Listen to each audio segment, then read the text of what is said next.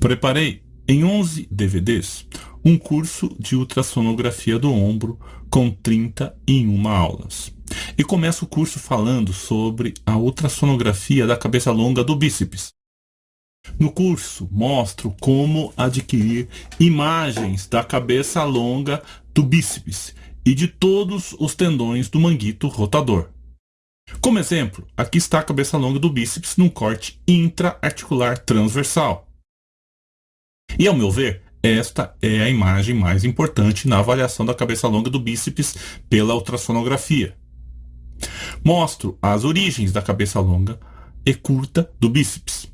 A cabeça curta tem origem no processo coracoide e a cabeça longa tem origem no lábio glenoidal e porção superior da glenoide, o chamado tubérculo supraglenoidal, onde faz parte do complexo bícepito-labral. Aqui vemos a origem da cabeça curta na face anterior do processo coracoide. Aqui é a origem da cabeça longa do bíceps. Vemos a porção superior da glenoide, o tubérculo supraglenoidal, o lábio glenoidal, o complexo bícepito-labral e a origem da cabeça longa do bíceps.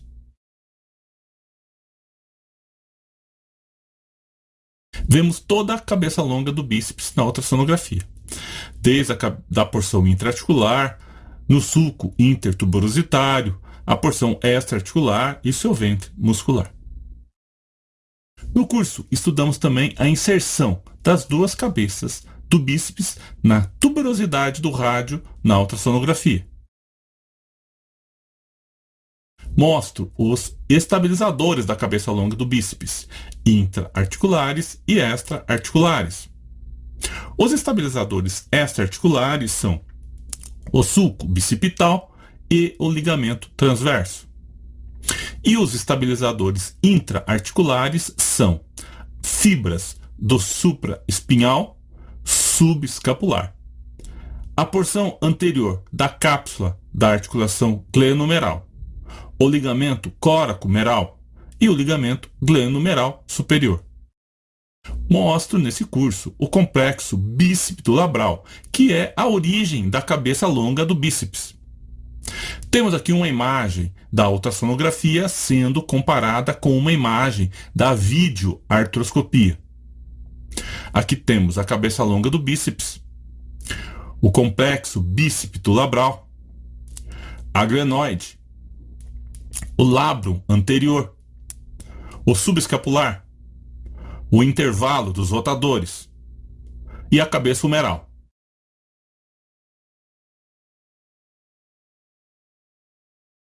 Novamente, mostro a porção intra-articular da cabeça longa do bíceps e o complexo bícepito-labral. Vemos a cabeça longa do bíceps e o lábio glenoidal superior. E eles formam o complexo bícepito-labral. Vemos a glenoide, o ligamento coracomeral por cima e o ligamento glenomeral superior abaixo da cabeça longa do bíceps, formando o assoalho do intervalo dos rotadores.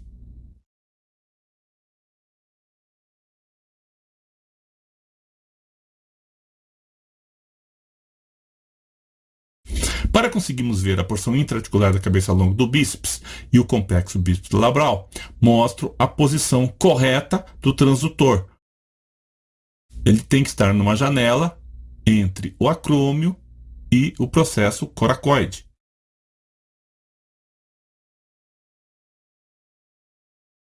Dinamicamente, é muito mais fácil observar a porção intraarticular da cabeça longa do bíceps e o complexo bícepito-labral.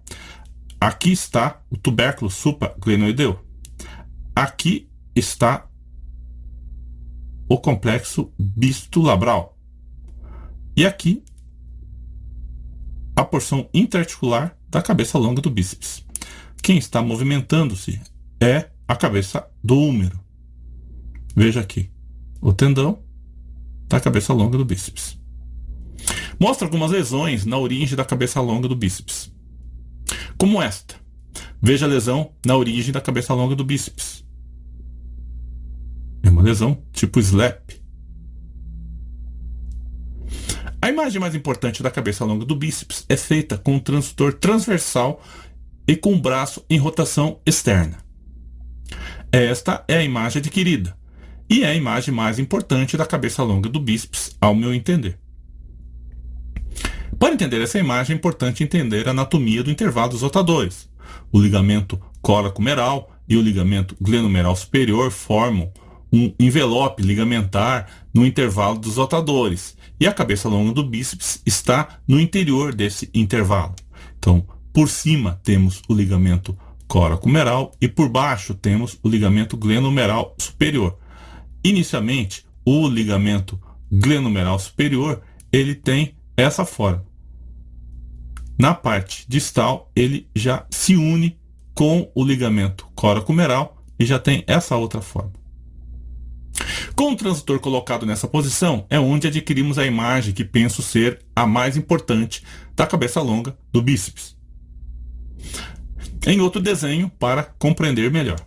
O supraespinhal de um lado, o subescapular do outro, e nós temos aqui o intervalo dos rotadores, que é o ligamento coracomeral por cima, glenomeral superior por baixo e a cabeça longa do bíceps no meio desse intervalo dos rotadores. Esta é a anatomia do intervalo dos rotadores. O teto é o ligamento coracomeral, o assoalho é o ligamento glenomeral superior, medialmente temos o subescapular e lateralmente temos o supraespinhal. Na porção distal e medial, o ligamento glenomeral se une ao ligamento coracomeral. Nessa imagem, vemos o ligamento coracomeral, o ligamento glenomeral superior, a porção intraarticular da cabeça longa do bíceps no meio do intervalo dos rotadores, o subescapular medialmente e o supraespinhal lateralmente.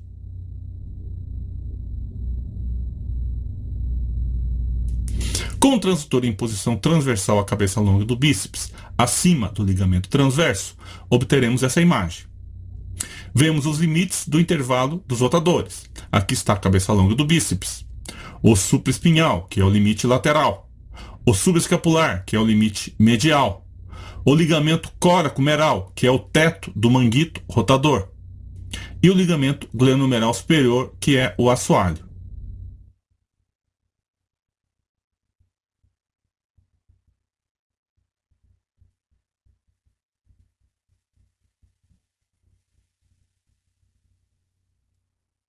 Rodando o transdutor, obtemos essa imagem.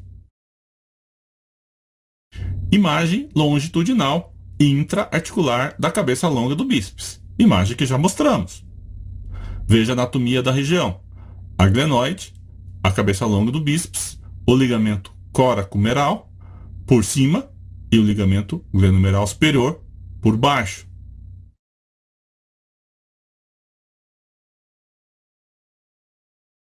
Este, então, é o intervalo dos rotadores.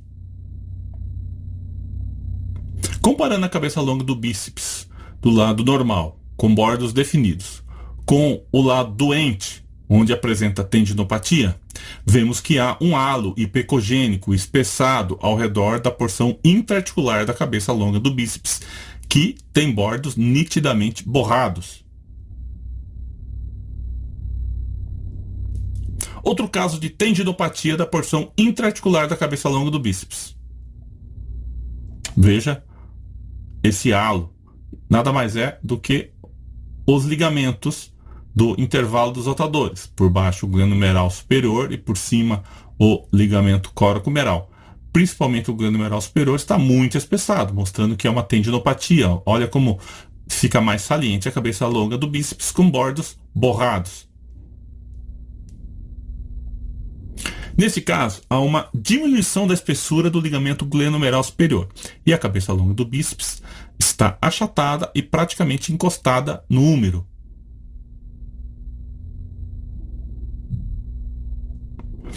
Há um espessamento do ligamento coracomeral e um afilamento do ligamento glenomeral superior. E a cabeça do bíceps está achatada.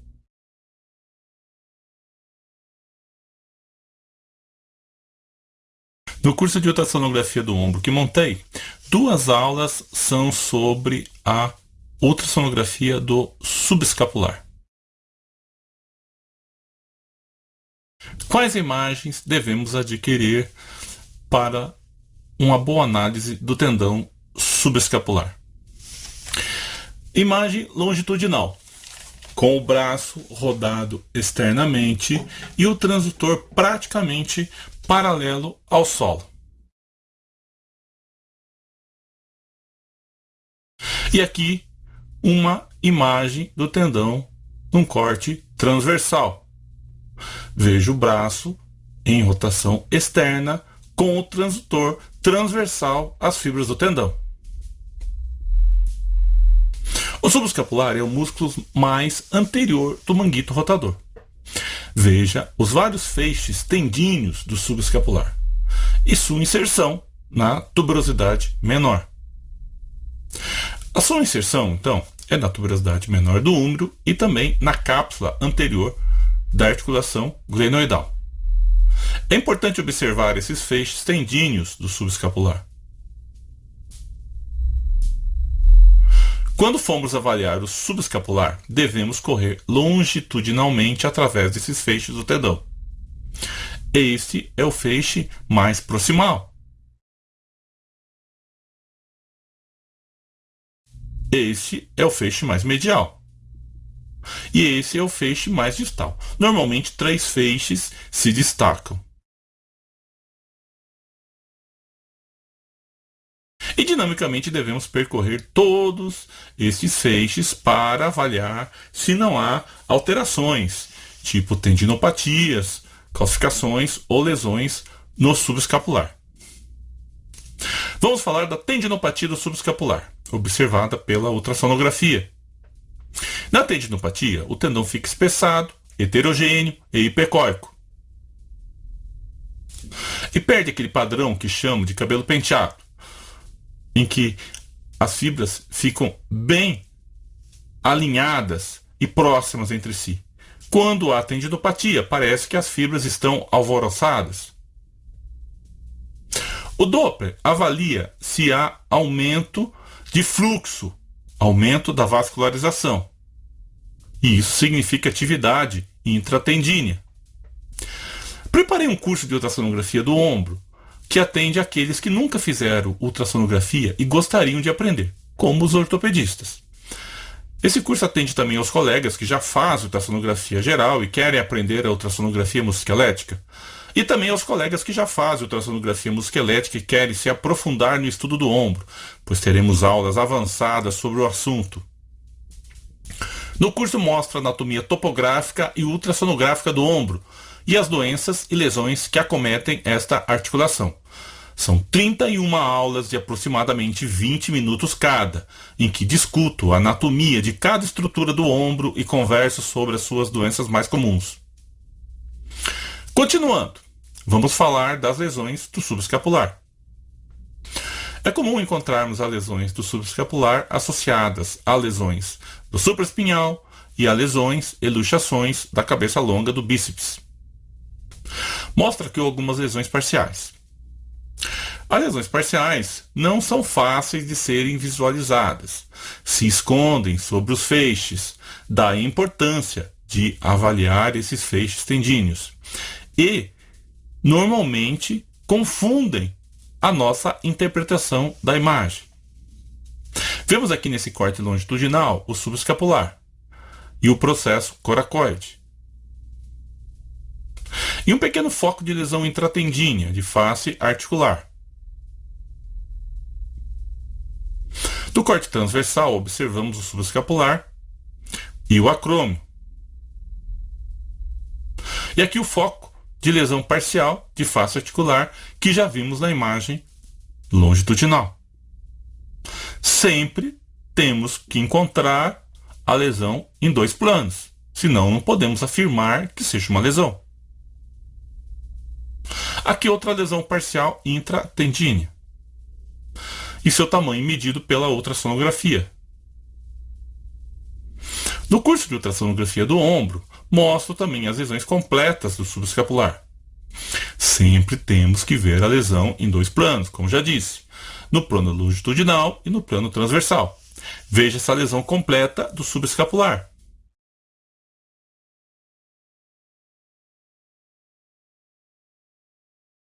Outra lesão de espessura completa.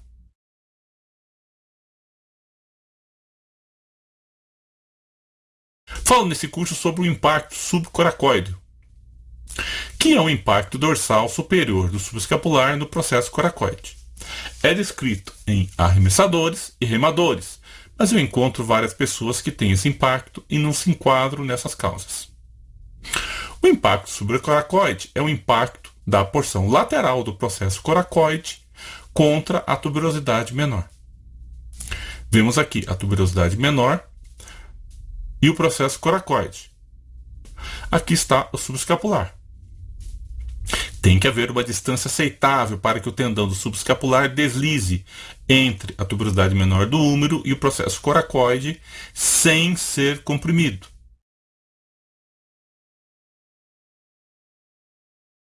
Medidas do processo coracoide até o dorso do subescapular são normais até no mínimo 4 milímetros. Nesse caso, temos 5 milímetros, o que é normal. Aqui vemos a medida do processo coracoide à tuberosidade menor. E até 7 milímetros é considerado normal. Eu prefiro medir a distância entre o processo coracoide e a tuberosidade menor.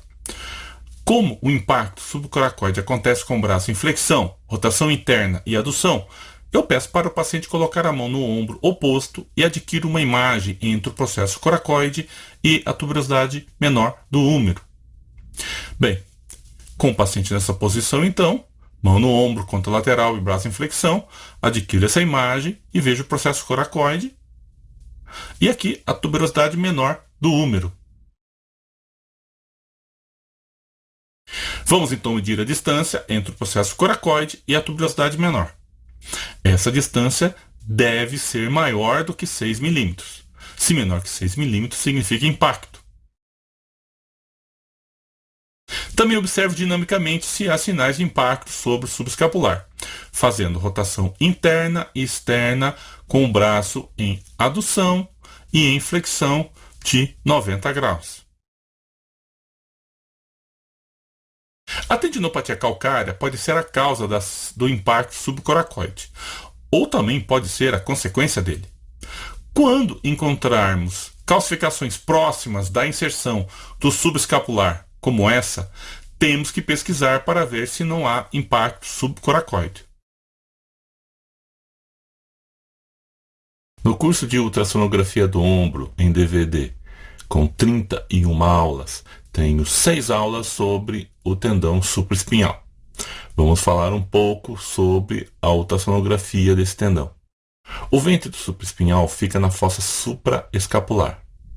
Observamos aqui então o ventre muscular do supraespinhal. O tendão do supraespinhal passa sob o ligamento córaco-acromial. Aqui está o ligamento córaco-acromial.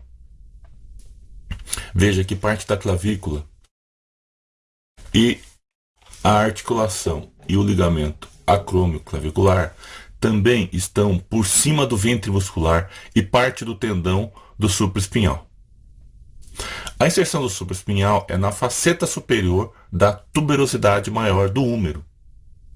A principal função do supraespinhal é estabilizar a cabeça humeral, pressionando-a contra a cavidade glenoide durante a flexão do braço, que é feita principalmente pelo músculo deltoide. O supraespinhal impede a instabilidade da cabeça humeral na flexão. A sua função secundária é a abdução do braço. No curso de ultrassonografia do ombro, vamos conversar muito sobre a zona crítica de Codman, que é a porção do supraespinhal que está próxima de sua inserção. Esta zona está no intervalo dos ramos arteriais, tem vascularização ineficiente e é o primeiro ponto de impacto ao abduzir o ombro entre 60 e 120 graus.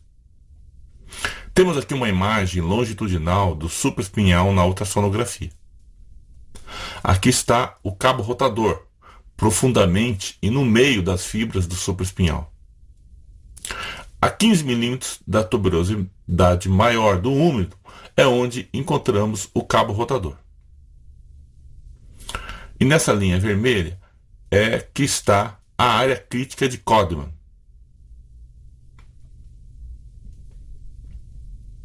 São descritas 5 camadas nos tendões do manguito rotador. A primeira camada é mais superficial, com 1 milímetro de espessura, é constituída por fibras do ligamento coracomeral que se estendem obliquamente e posteriormente. A segunda camada é constituída por fibras densamente paralelas ao eixo do tendão e medem de 3 a 5 milímetros de espessura.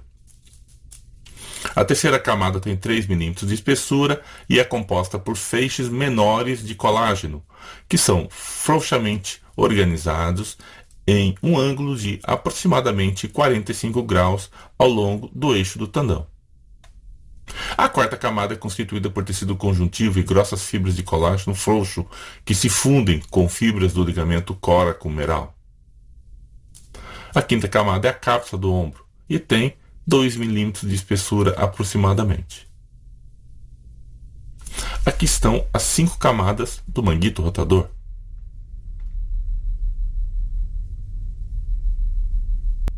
Continuando, pela ultrassonografia, gosto mesmo de escrever as 2 camadas que vemos no ultrassom com mais frequência, que é a camada superficial e a camada profunda do tendão supraespinhal.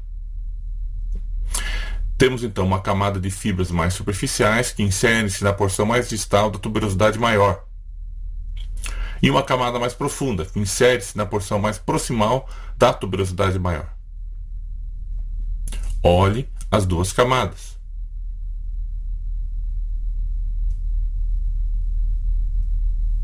Sempre é importante observarmos a imagem como um todo, ver o tendão e suas fibras superficiais e profundas, e as estruturas sinoviais e ligamentares que estão incluídas na imagem.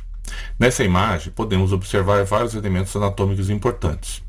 Aqui está o ligamento coracomeral em um corte transversal para esse ligamento. E aqui está o cabo rotador, que é formado pela continuação das fibras do ligamento coracomeral.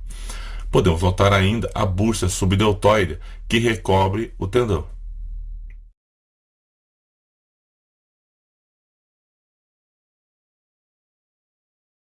Aqui veja que colocamos o transdutor transversal em relação às fibras do tendão. E obtemos essa imagem transversal. Aqui, a mesma imagem, só que no modo panorâmico. Rodando o transdutor e colocamos longitudinal em relação às fibras do tendão, obtemos a imagem do tendão do supraespinhal, que lembra o bico de um pássaro. Aqui, no modo panorâmico. De rotina, eu também obtenho imagens longitudinal e transversal do tendão, mas agora com o braço caído ao lado do corpo e em rotação interna. Consigo imagens do tendão com menos tensão e é muito útil para avaliar se há aumento da vascularização ao Doppler e muitas vezes é determinante para fechar o diagnóstico da lesão. Nessa posição, se há líquido na bursa subdeltoide, ele irá se acumular sob a tuberosidade maior, ficando fácil de ser identificado. Já estudamos detalhes da imagem longitudinal do supraespinhal ao estudar a histologia e as camadas do tendão. Vamos estudar a imagem adquirida com o transdutor transversal às fibras do tendão. Com o braço na região lombar e o transdutor nessa posição, a imagem que adquirimos é esta então. Mas vamos estudar a imagem panorâmica para termos noção da situação do supraespinhal em relação às outras estruturas do ombro. Vejamos então. Aqui está o processo coracoide. Aqui a porção intraarticular da cabeça longa do bíceps. Aqui está o nosso tendão supraespinhal. E aqui o tendão infraespinhal. Note que o supraespinhal e o infraespinhal têm uma íntima relação um com o outro. O infraespinhal se insinua por cima e o supraespinhal por baixo. As fibras do infraespinhal nesse corte são longitudinais em relação ao transdutor, e as fibras do supraespinhal são transversais em relação ao transdutor.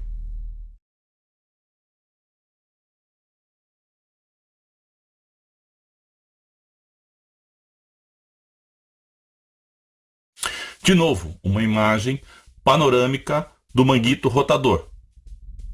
Vemos o processo coracoide, a porção intra-articular da cabeça longa do bíceps, o tendão supraespinhal.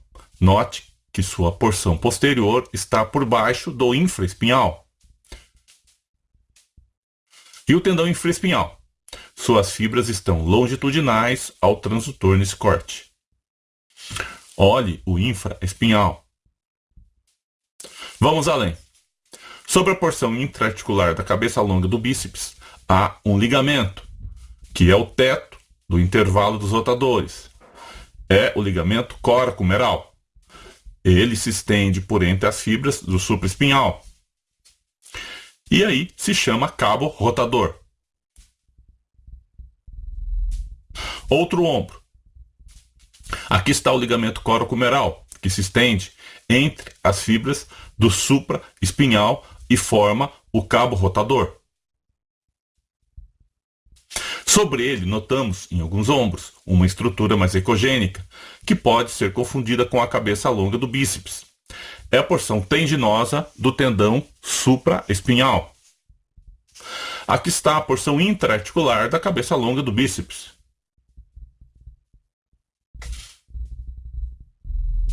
E abaixo da porção intraarticular da cabeça longa do bíceps, encontramos o assoalho do intervalo dos rotadores, que é o ligamento glenomeral superior. Aqui está o supraespinhal e aqui está o infraespinhal.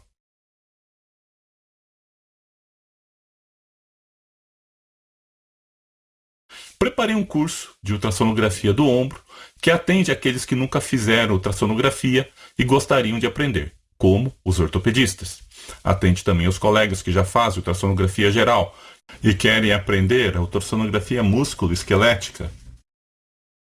E aos colegas que já fazem ultrassonografia músculo-esquelética e querem se aprofundar no estudo do ombro, pois teremos aulas avançadas sobre o assunto.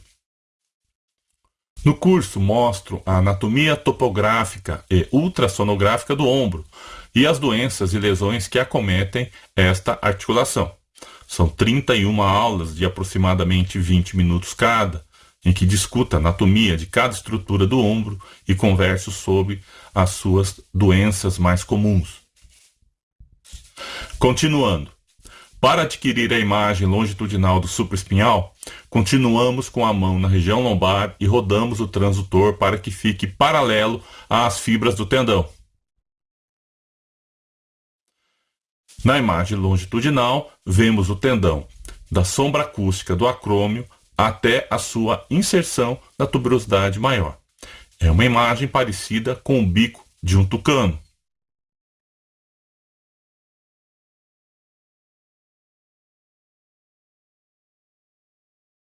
Temos que colocar o transdutor no local correto para obter a imagem longitudinal do supraespinhal. E o local correto é sobre a faceta superior da tuberosidade maior. Aqui. Então vamos adquirir a imagem correta, que é esta. Note que a linha óssea faz uma pequena curvatura entre a cabeça humeral e a tuberosidade maior. Nesta imagem panorâmica longitudinal do supraespinhal, vemos a mesma coisa. Veja que há uma curvatura. Então estamos sobre a faceta superior. Aqui está o ligamento córaco-acromial. E aqui vemos o tendão supraespinhal e parte de seu ventre muscular. Veja a relação com a imagem não panorâmica.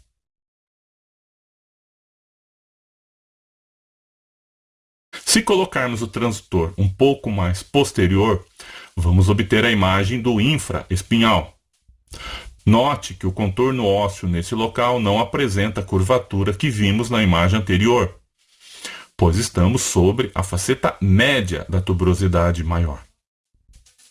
Veja que as fibras superiores têm uma direção diferente das fibras mais profundas. É assim porque as fibras mais superiores são do infraespinhal e têm direção transversal em relação ao transdutor. E as fibras mais profundas são do supraespinhal, que tem uma posição longitudinal em relação ao transdutor.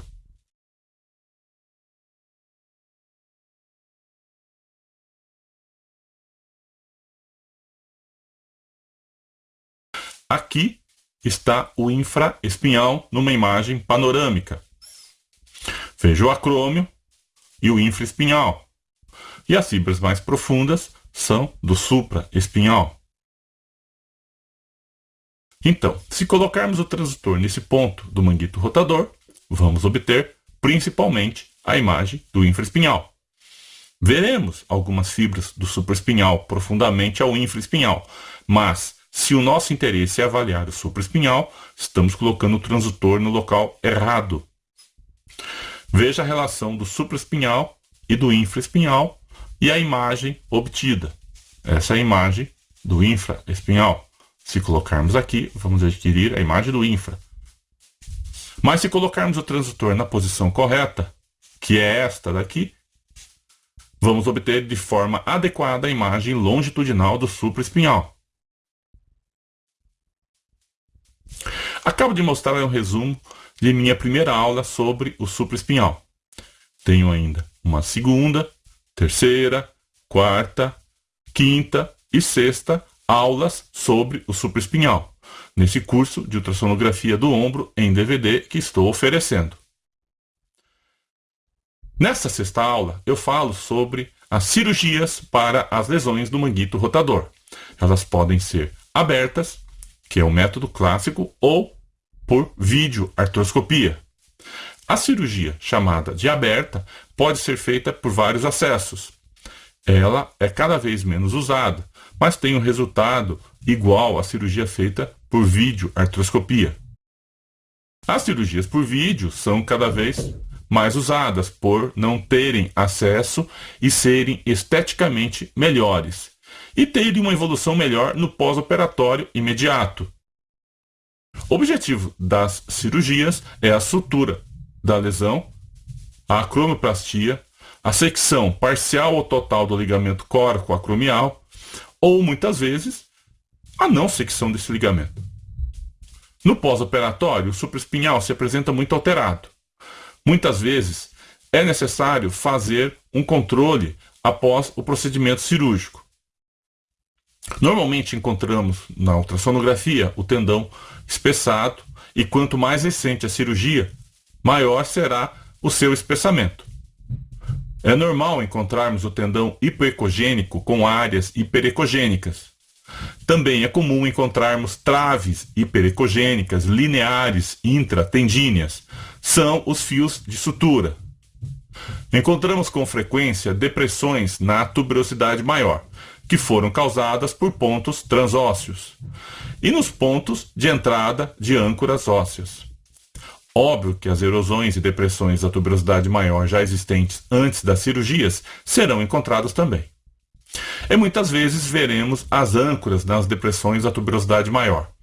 Às vezes são visualizadas fora das depressões ósseas, o que não é bom. Significa que saíram ou foram colocadas inadequadamente. Vamos ver então. No pós-operatório, o tendão fica espessado. Os fios de sutura estão visíveis em alguns pontos do tendão. Vemos aqui uma depressão na tuberosidade maior, que é o ponto de entrada da âncora óssea. E veja que é um fio de sutura saindo de dentro dessa depressão. Há uma evidente tendinopatia do tendão.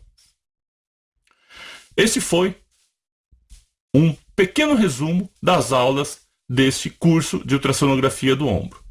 Nesse curso temos 5 aulas sobre a porção longa do bíceps, 2 aulas sobre o subescapular, 6 aulas sobre o supraespinhal, 3 aulas sobre o infraespinhal, 1 aula sobre o redondo menor, 2 aulas sobre a articulação acrômio-clavicular, uma aula sobre articulação externo-clavicular, 2 aulas sobre bursites, 2 aulas sobre tendinopatia calcária, uma aula sobre capsulite adesiva, uma aula sobre distrofia fibro-gordurosa, uma aula sobre lesões labrais, uma aula sobre o deltoide, uma aula sobre o acrômio, onde veremos o osso acromiale e os esporões, e 2 aulas sobre ligamentos. Você acaba de assistir um pequeno resumo do que é o meu curso de ultrassonografia do ombro. Se você for um interessado na ultrassonografia musculoesquelética, como eu, adquira esse curso em DVD e assista às aulas, pois tenho certeza que aproveitará bastante. Ofereço também cursos presenciais. Esse é um curso prático com treinamento avançado em ultrassonografia musculoesquelética, em que faço exames comentados e treinamentos de ultrassonografia nas articulações de um modelo humano. Também ofereço curso presencial de ultrassonografia do ombro, que é realizado em 3 dias. O aluno tem aulas teóricas de manhã e treinamento prático à tarde, e recebe uma apostila com todas as posições para um bom exame ultrassonográfico do ombro. Se houver interesse em adquirir a apostila do curso de ombro, onde mostro todas as posições para um exame completo, mande um e-mail para esse endereço que podemos fornecer a apostila. Se tiver interesse em adquirir os 11 DVDs com as 31 aulas nesse curso de ultrassonografia do ombro, ou de fazer alguns dos meus cursos de ultrassonografia musculoesquelética, olhe a agenda no site www.tulioravelli.com.br e entre em contato por estes e-mails e telefone. Outros cursos de ultrassonografia que logo serão oferecidos: ultrassonografia do quadril de adultos e punções guiadas pela ultrassonografia, ultrassonografia do joelho, pé e tornozelo, e ultrassonografia do cotovelo, punho e mão. Este foi somente um pequeno resumo das aulas que ofereço nesse curso de ultrassonografia do ombro, onde temos 5 aulas sobre a cabeça longa do bíceps, 2 aulas sobre o subescapular, 6 aulas sobre o tendão supraespinhal, 3 aulas sobre o infraespinhal, 1 aula sobre o redondo menor, 2 aulas sobre a articulação acromioclavicular, 1 aula sobre articulação externo-clavicular, 2 aulas sobre bursites, 2 aulas sobre tendinopatia calcária, 1 aula sobre capsulite adesiva, 1 aula sobre distrofia fibro-gordurosa, 1 aula sobre lesões labrais, as instabilidades glenomerais, 1 aula sobre o deltoide, 1 aula sobre o acrômio, onde falo sobre o osso acromiale e sobre os esporões, e 2 aulas sobre ligamentos.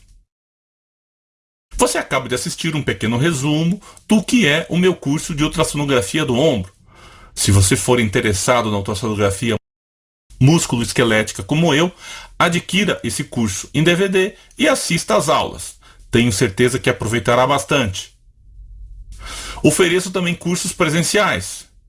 Este é um curso prático com treinamento avançado em ultrassonografia musculoesquelética, em que faço exames comentados e treinamentos de ultrassonografia nas articulações de um modelo humano. Também ofereço o curso presencial de ultrassonografia do ombro, que é realizado em 3 dias. O aluno tem aulas teóricas de manhã e treinamento prático à tarde, e recebe uma apostila com todas as posições para um bom exame ultrassonográfico do ombro. Se houver interesse em adquirir a apostila do curso de ombro, onde mostro todas as posições para um exame completo, mande um e-mail para esse endereço que podemos fornecer a apostila. Se tiver interesse em adquirir os 11 DVDs com as 31 aulas desse curso de ultrassonografia do ombro, ou de fazer alguns dos meus cursos de ultrassonografia musculoesquelética, olhe a agenda no site www.tulioravelli.com.br e entre em contato por este e-mail e telefone.